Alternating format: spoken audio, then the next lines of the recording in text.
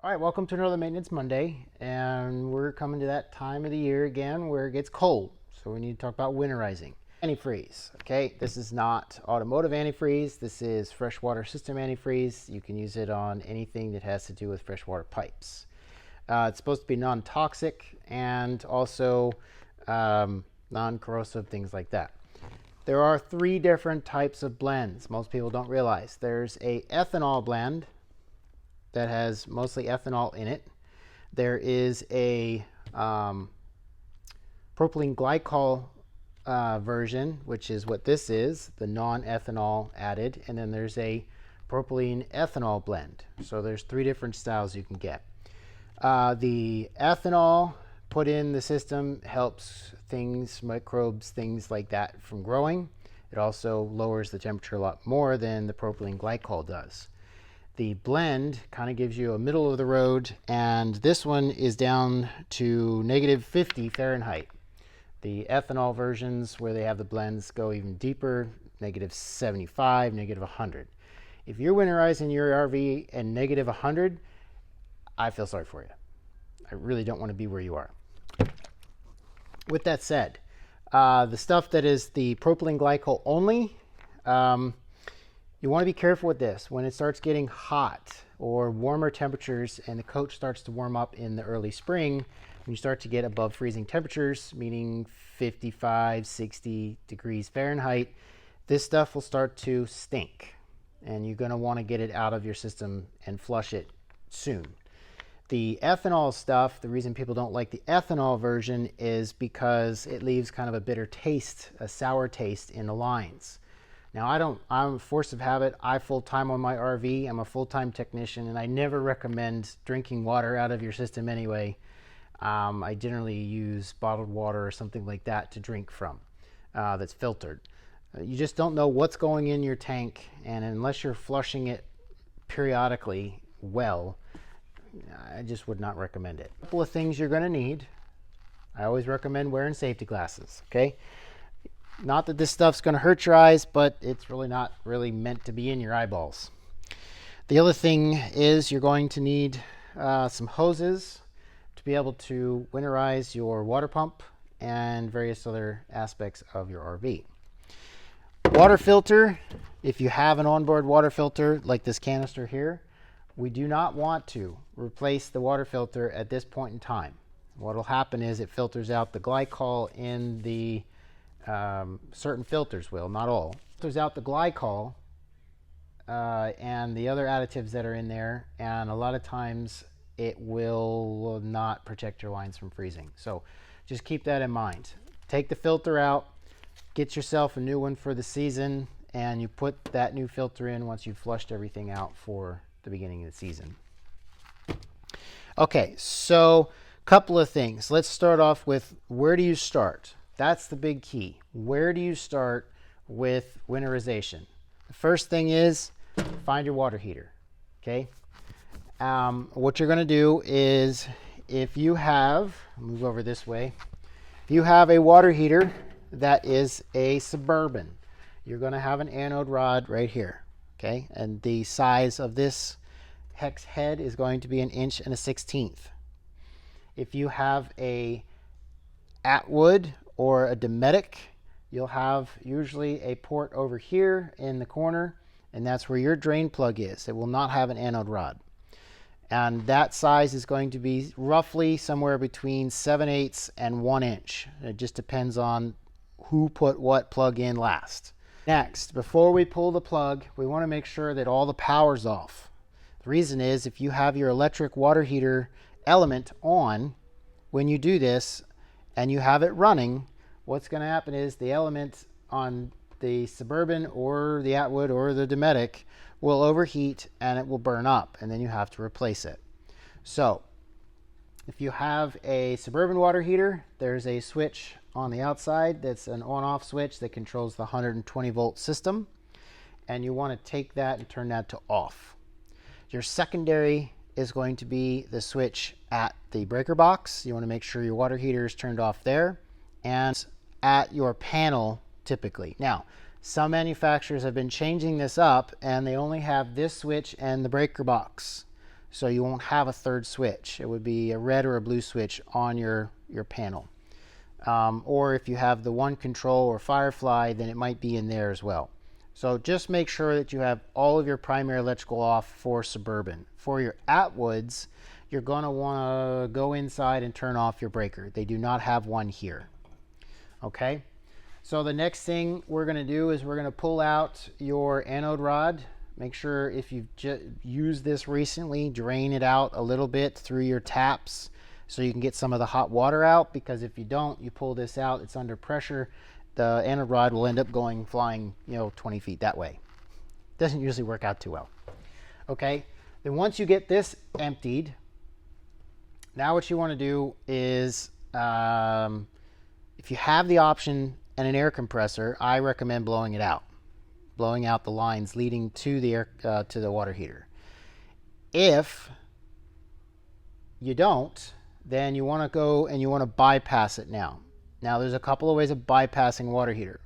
If you have a simple panel like mine, I have a way of bypassing the water heater. All I do is flip this into the bypass position based on my chart here, and that is how I will winterize my water heater.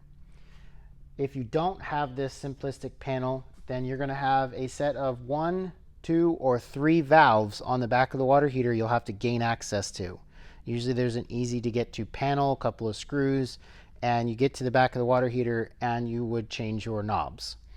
And basically what you want to do is to alleviate putting antifreeze in the water heater itself. There's nothing wrong with putting antifreeze in the water heater. It's just keeping in mind that the bottom of the water heaters are round. It's a round tank. And at the bottom, it's really hard to get all that antifreeze out. So in the springtime, when you go to de-winterize, you go to fill this up, you're going to have antifreeze in your water heater for a period of time. So we generally recommend not doing it. The other reason is this is a 12-gallon water heater. Antifreeze is not cheap. Okay, one of these gallons is anywhere from, depending on where you buy it, I've seen it as low as $6, and right now $13.25 is the highest I've seen it so far. Now, could you imagine putting 12 gallons of this in there? That's going to be pricey. So you don't really need to worry about it freezing, because even if there's some residual water in the bottom, it's not going to freeze to the point where it just damages anything. Okay, so once you've bypassed your water heater, one other thing we should talk about, tankless water heaters. Okay, this has been something I've got a lot of questions about. There are some manufacturers that say it doesn't matter. Put antifreeze through a tankless water heater. Okay, remember, we're talking about tankless. There's some manufacturers that say absolutely no way, do not put it in our water heaters. So the general practice for as a technician, so we don't have to consult the manual for winterization, is to just alleviate that problem altogether. Because if we accidentally put it in something that's not supposed to be in there and it damages the water heater, we're responsible. So general rule of thumb with a tankless, we just say don't do it, because we don't want to have to go thumb through the manual and try and find out if this water heater is this and this water heater isn't. Or there's been years where they made a certain batch of them that you couldn't, and then they changed something and now you could. So again, as the blanketed statement, you can consult your owner's manual, and if it says it's okay, then you personally should do it. If it says it's not okay, then you should not. And for safety's sake, we just recommend you don't do it. So the easiest thing to do is try to drain it out the best you can. There's a series of drains, and again, consult your manual for that. And then if you have an air compressor, even just a little pancake compressor, then you can run air through your lines and basically blow out your water heater. So that's what I recommend for tankless. All right, moving on. So there's a couple of ways of doing this, okay? So if you have one of these distribution panels, this type, which came in the Grand Designs for a while. Then the other one is the Nautilus panel, which comes in a lot of RVs today. And the Nautilus panel will look similar to this. It will have a big panel here. It's all plastic instead of aluminum. And depending on how you adjust the knobs is depending on what flows where. So you can do tank sanitation, you can do winterization, bypassing the water heaters, and all of those various things. So after you've bypassed your water heater, now what you want to do is you want to, at this point in time, if you decide you want to blow it out and you have an air compressor, you can blow your lines out. My recommendation for if you only want to blow your lines out and don't put the pink stuff in, okay, I did this for many years in a place where it got down to -30 in the winter. And I only blew out my lines. You can do it. The technique is you pressurize 40 to 50, 60 at the highest, but about 40 psi gets the job done. And then you'll go in through your city port, okay, pressurize it, and then you blow out one line at a time at your faucets. So you do the longest run first. So wherever the furthest run is, if that's the kitchen, then you go to the kitchen first. If you have a back bathroom like I do in my toy hauler, then I'll go to the back bathroom. That's the furthest away from here. You're going to clear most of the water in the quickest fashion by going to the furthest faucet or furthest fixture. So you do them one at a time. Hot side, then cold side, or cold side, then hot side, and toilet in the back section. And then you move your way forward and you keep doing that. Once you finish and you get a fine mist out of your fixtures, faucets, toilets, wherever, then you wait about 15 minutes. So that gives a lot of that moisture time to settle at the lowest points. Go back, do the same thing. Pressurize your system with the air again, 40 to 60 psi. And then what you want to do is flush the lines again a second time. If you're still getting a decent amount of moisture other than just fine mist, then you want to do it a third time. Now let's talk about the water pump, okay? Water pumps are important. Generally speaking, if we can't winterize a water pump, which we try to do, recommend is turn the water pump on. Okay, make sure your freshwater tank is empty so it's not sucking water and then pushing water through your lines that you just blew out. Always kind of a thought process. And then what you want to do is take the filter off. A lot of them will have like a screw off filter. Dump that out, then screw it back on. Okay, and typically any water or residual water that's left in there is not going to freeze to the point where it damages anything. And now you can really consider yourself winterized if you want to go the non-antifreeze method. Antifreeze, okay? Now, if you don't have an air compressor, no big deal. It just means you're going to need more of this, okay? If you have an air compressor, I always recommend blowing it out first and then putting the pink stuff in because it gives you a better concentration. Okay, now let's talk about how to get that stuff in. If you have one of these nifty panels or a Nautilus panel or something similar, you can hook up to your city port and then you adjust the knobs for what they would be siphon control. You would then have a cut off piece of hose. You shove the hose down inside the antifreeze bottle. You turn your water pump on, crack a fixture, doesn't matter whether it's cold or hot, and now it'll start sucking this stuff through your water pump, which then winterizes the water pump, and then up inside the coach through all your water lines, okay? If you don't have one of these nifty little panels or a Nautilus panel or something like this that does a winterization aspect, then you're going to need to look and see if there's a hose available. Wherever your water pump is located, you're going to need to find the water pump. Now, with that said, some of these fixtures here, they might have a hose that's drilled through a hole here and just hanging there.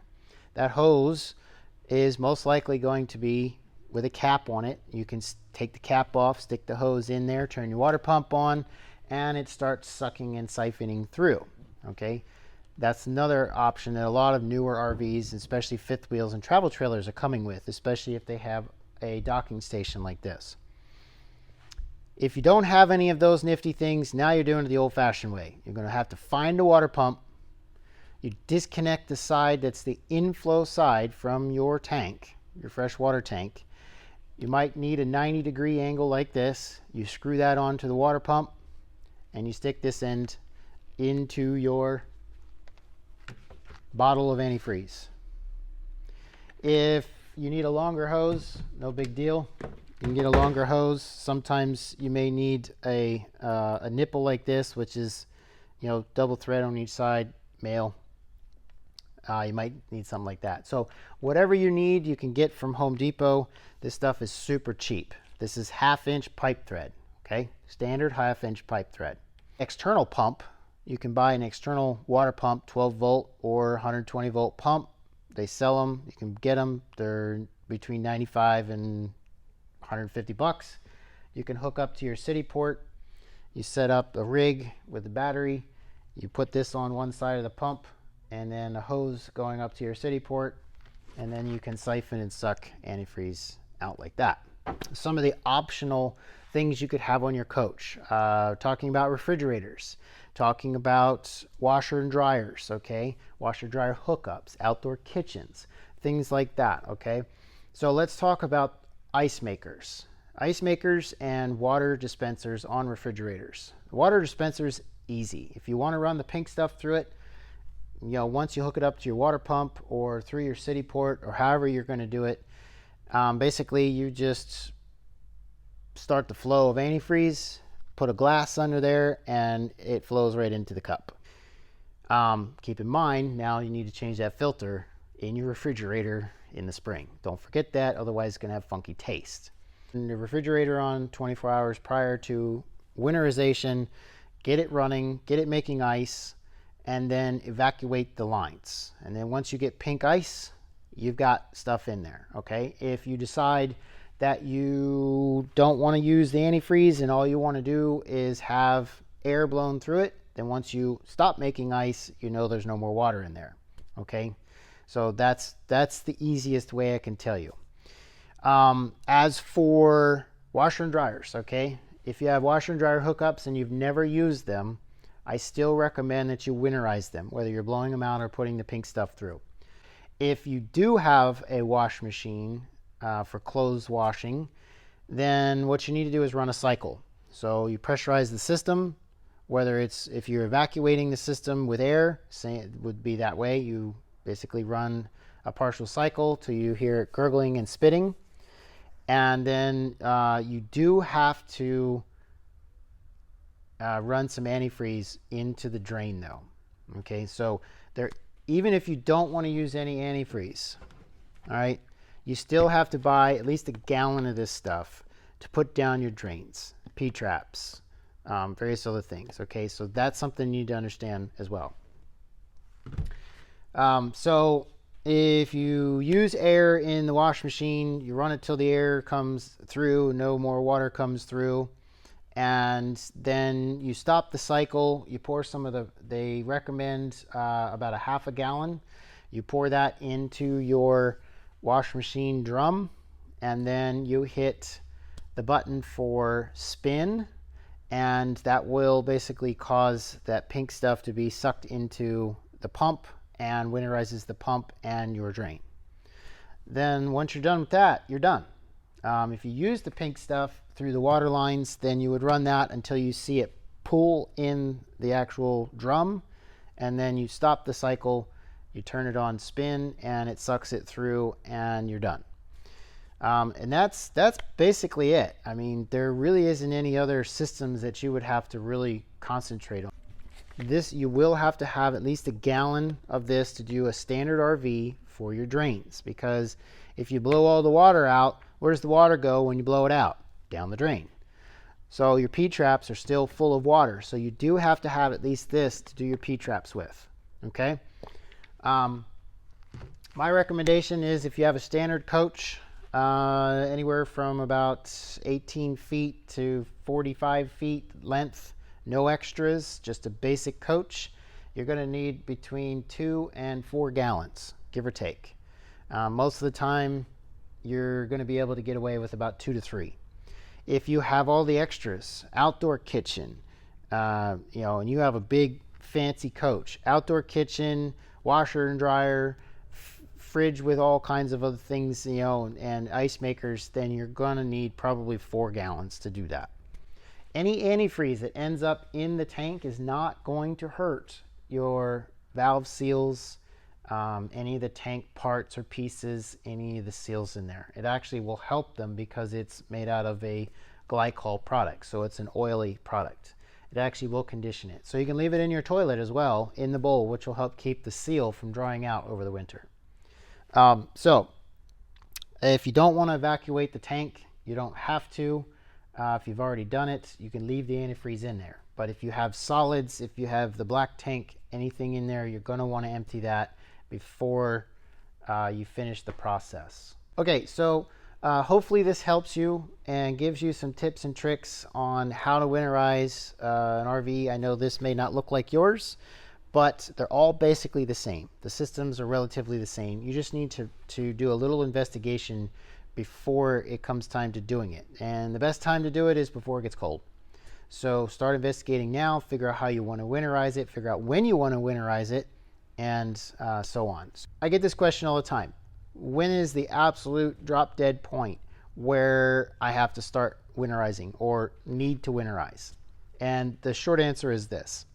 If it drops below freezing at night and it's well above freezing during the day, you're safe, because the coach gathers heat in the daytime hours and it stays warm enough that even if it drops below 32 degrees at night, Fahrenheit, you're still safe. But when the temperatures start to get into the mid 40s or lower than that, and then it's really getting into the freezing temperatures at night, now you want to, that's time. It's time to winterize, because now you're getting into those danger zones.